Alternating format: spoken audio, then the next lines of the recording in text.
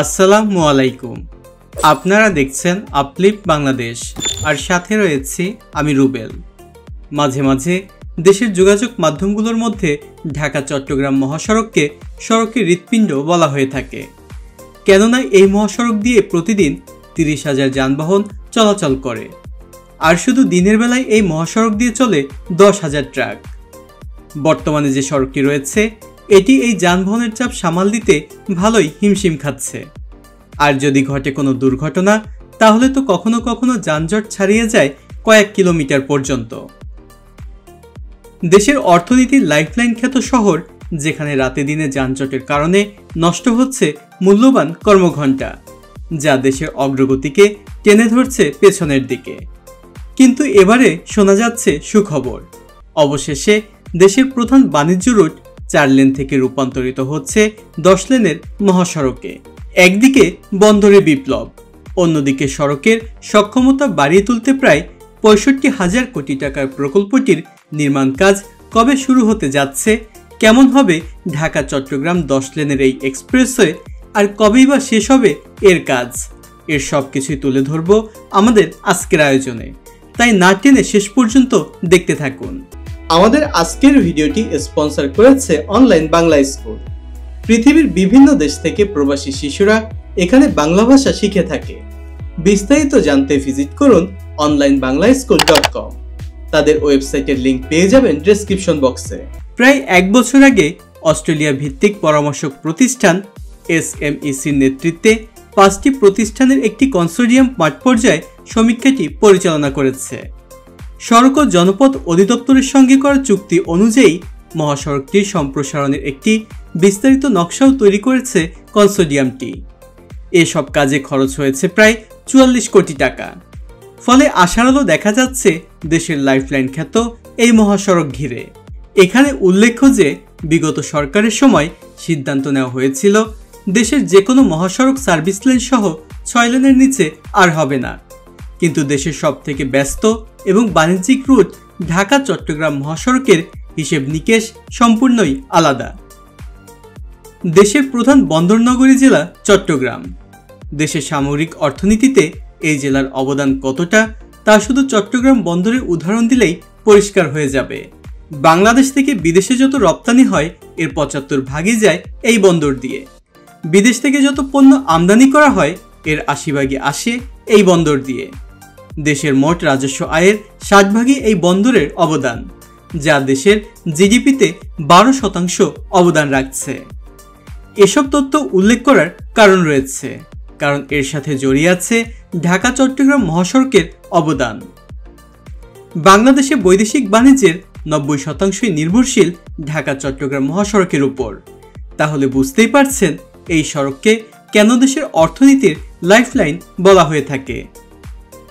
কয়েক মাস আগে ভারত তাদের সড়ক ও বন্দর ব্যবহার করে পণ্য পরিবহনের সুযোগ তথা ট্রান্সশিপমেন্ট সুবিধা বাতিল করার পর দেশের রপ্তানিমুখী ব্যবসায়ীদের সামনে বেশ কিছু চ্যালেঞ্জ তৈরি হয়। সরকার তাৎক্ষণিক সিদ্ধান্ত নিয়ে সিলেট ও চট্টগ্রাম বিমানবন্দর থেকে কার্গো পরিবহনের সিদ্ধান্ত নেয়। ফলে একদিকে চট্টগ্রাম সমুদ্র বন্দর, অন্যদিকে বিমানবন্দর দিয়েও পণ্য পরিবহনের ফলে বিদ্যমান মহাসড়কটিতে চাপ বেড়েছে কয়েক গুণ। এই চাপ দিনকে দিন বাড়ছেই এবং ভবিষ্যতে আরও কয়েক গুণ বাড়বে। এসব কারণে দেশের প্রথম 10 লেনের মহাসড়ক হচ্ছে ঢাকা চট্টগ্রাম রুটটি। এই সড়কটির দৈর্ঘ্য হচ্ছে 232 কিলোমিটার। এই সড়কটি N1 বা ন্যাশনাল হাইওয়ে 1 নামেও পরিচিত। সড়কটি যুক্ত করেছে বৃহত্তর ঢাকা, কুমিল্লা এবং চট্টগ্রাম জেলাকে, এবং চট্টগ্রাম হয়ে টেকনাফ পর্যন্ত সব মিলে 465 কিলোমিটার পর্যন্ত বিস্তৃত এই মহাসড়ক। বাংলাদেশের খুবই গুরুত্বপূর্ণ অর্থনৈতিক, পর্যটন ও ভূকৌশলগত গেটওয়ে হচ্ছে এই সড়কটি। বর্তমান সড়কটি যখন 2016 সালে নতুন রূপে ফিরে আসে, তখন থেকেই ব্যবসায়ী এবং অবকাঠামো উন্নয়ন বিশ্লেষকরা বলেছিল 4 লেন কোনো অবস্থাতেই যথেষ্ট নয়, সড়কটি নিয়ে আরও ভাবতে হবে। এরপর বিগত সরকার সড়কটিকে 8 লেনে উন্নীত করার পরিকল্পনা নিয়েছিল এবং 2024 সালের শেষ দিকে এর কাজ শুরু হবার কথাও ছিল। আশার কথা হচ্ছে বর্তমান অন্তর্বর্তীকালীন সরকার আগামী 5 দশকের চাহিদার কথা মাথায় রেখে এটিকে 10 লেনে উন্নীত করার উদ্যোগ নিয়েছেন। মূলত সড়কের উপর যানবাহনের চাপ এবং চট্টগ্রাম কক্সবাজার জেলাকে ঘিরে সরকারের বৃহৎ অর্থনৈতিক পরিকল্পনা এই সড়ক প্রশস্ত করার গুরুত্ব বাড়িয়ে দিয়েছে। বিশেষ করে চট্টগ্রামের মিরেশ্বরের অর্থনৈতিক অঞ্চল এবং কক্সবাজারের মহেশখালীর মাতারবাড়ি গভীর সমুদ্র বন্দরকে ঘিরে আন্তঃদেশীয় যান চলাচলের বাস্তবতা তৈরি হওয়ায় ঢাকা চট্টগ্রাম করিডোরে একটি আধুনিক এবং প্রশস্ত মহাসড়ক নির্মাণ হয়ে ওঠার সময়ের দাবি ছিল। জানা গিয়েছে, নকশা ও সমীক্ষার নথিপত্র হাতে পাওয়ার পর এর মধ্যে উন্নয়ন প্রকল্প প্রস্তাব বা ডিপিপি তৈরি করার কাজ শুরু করেছে সড়ক ও জনপথ বিভাগ। আশা করা যাচ্ছে এরপরে শুরু হবে মূল প্রকল্পের কাজ। সরকারের পরিকল্পনা অনুযায়ী এবছরে শুরু হয়ে 2030 সালের মধ্যে মহাসড়কটির নির্মাণ কাজ শেষ হওয়ার প্রত্যাশা রয়েছে। পরিকল্পনা অনুযায়ী আলাদা 3টি প্রকল্পের মাধ্যমে প্রশস্ত করা হবে এই মহাসড়কটি। একটি প্রকল্প বাস্তবায়িত হবে বৃহত্তর ঢাকার অংশের 3 জেলা ঢাকা, নারায়ণগঞ্জ এবং মুন্সিগঞ্জ অংশে। এই অংশে সড়কের দৈর্ঘ্য হবে 38 কিলোমিটার। আরেকটি প্রকল্প হবে বৃহত্তর কুমিল্লা অংশে 2টি জেলা কুমিল্লা ও ফেনী। এই অংশে সড়কের দৈর্ঘ্য হবে 125 কিলোমিটার। এটি বাস্তবায়নে খরচ হবে প্রায় 40,000 কোটি টাকারও বেশি। আরেকটি বাস্তবায়িত হবে বৃহত্তর চট্টগ্রাম অংশে, যেটি হবে মূলত ফেনী থেকে চট্টগ্রামের সিটি গেট পর্যন্ত। এতে খরচ হবে প্রায় 18,942 কোটি টাকা। এই অংশের দৈর্ঘ্য হবে 69 কিলোমিটার। সব মিলিয়ে 68,000 কোটি টাকা খরচে 232 কিলোমিটার এক্সপ্রেসওয়ে নির্মাণ করবে সরকার। প্রকল্প অনুযায়ী 232 কিলোমিটার দীর্ঘ এই মহাসড়কের মাঝের 6টি লেন হবে প্রবেশ নিয়ন্ত্রিত বা অ্যাক্সেস কন্ট্রোল, যেমনটি ঢাকা বাইপাসে দেখেছি আমরা, যেখানে দূরপাল্লার যানবাহন নির্দিষ্ট গতিতে কোনো প্রতিবন্ধকতা ছাড়াই চলতে পারবে। এর দুই পাশে ধীরগতির ও স্থানীয় যান চলাচলের জন্য 2টি করে মোট 4টি সার্ভিস লেন নির্মাণ করা হবে। এছাড়া যানজট প্রবণ স্থানগুলোতে ওভারপাস নির্মাণ এবং সড়কের বিপজ্জনক বাঁকগুলো সোজা করা হবে।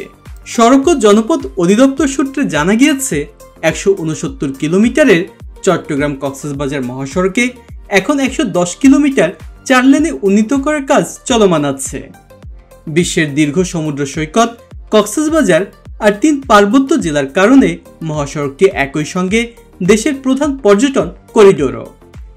সরকারের পরিকল্পনা অনুযায়ী ভবিষ্যতে মহাসড়কটি এশিয়ান হাইওয়ে ও সাসেক করিডোরের সংযুক্ত হবে।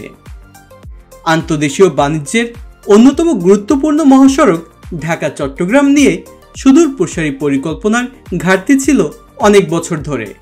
তবে এখন আশা করা যাচ্ছে একটি সুন্দর ও কার্যকর পরিকল্পনার মাধ্যমে এই সড়কটির উন্নয়ন ঘটানো হবে, যা দেশের অর্থনীতির চেহারা পুরোই বদলে দিবে। এটি হবে সরকারের একটি অগ্রাধিকারমূলক প্রকল্প। এরই মধ্যে প্রকল্পটিতে অর্থায়নের জন্য অনেক সহযোগী সংস্থা আগ্রহ দেখিয়েছে। ডিপিপি অনুমোদনের পর আন্তর্জাতিক দরপত্র আহ্বানের মাধ্যমে প্রকল্প বাস্তবায়নের জন্য ঠিকাদার নিয়োগ করা হবে। সবকিছু ঠিক থাকলে আগামী 1 মাসের মধ্যেই জাতীয় অর্থনৈতিক পরিষদের নির্বাহী কমিটির বৈঠকে অনুমোদন পেতে পারে এই প্রকল্পটি। আমাদের আয়োজন এ পর্যন্তই। ভিডিওটি যদি ভালো লেগে থাকে তাহলে সাবস্ক্রাইব করে পাশেই থাকুন। যে যেখানেই থাকুন ভালো থাকুন, সুস্থ থাকুন। আজকের মতো আমি রুবেল বিদায় নিচ্ছি। আল্লাহ হাফেজ।